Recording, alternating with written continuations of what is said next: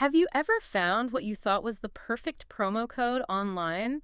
You go to use it and nope, it expired like 5 minutes ago. Oh, all the time. It's incredibly frustrating. Well, today we're doing a deep dive into that exact problem.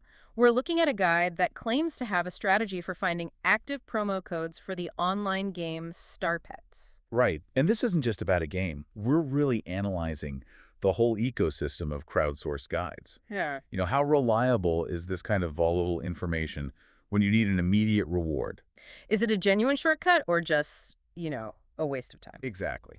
Okay, so let's unpack the mechanism here. The guide lays out a three-step search strategy. The first step is what you'd expect. Uh-huh. You just search for Star Pets promo codes, but then it gets tactical. The guide specifically says to skip the top search result. Which is fascinating, right? Because we're all trained to click the first link. We are. It says to target the second or third result instead. And there's a sort of social engineering aspect to that. The thinking is that the top SEO spot belongs to a stable, maybe slow to update site. I see. So it's established, but not fresh. Precisely. The second or third result is where you might find pages that are updating constantly, maybe even, as the guide suggests, every day. Because these codes are such time-sensitive assets, they're valuable 1 minute and worthless the next. That's the core of it. Okay, so here's where it gets really interesting for me.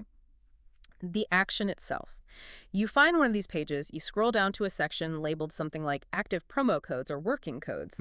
You copy a code, and then you have to paste it into the promo code box over at the domain stars.gg. And if the code is valid, you get instant rewards, free bonuses, that kind of thing. Right. But the guide is also very upfront about the risk. It mentions that the codes, and I'm quoting here, expire quickly. Yeah, and that's the key trade-off, isn't it? This volatility. It is. The whole process is sold as being super simple, super fast. Which makes the potential for failure more acceptable. If it only takes you 5 seconds to try a code, who cares if the first 3 don't work? It's a numbers game. It's totally a numbers game. The guide is basically betting that if you try maybe 4 or 5 codes in a row, it's likely that 1 or 2 will still be active. So it turns the hunt for a perfect code into what, like a high-volume, low-effort lottery? That's a perfect way to put it. The effort is so low that even a small chance of a payoff feels worth it.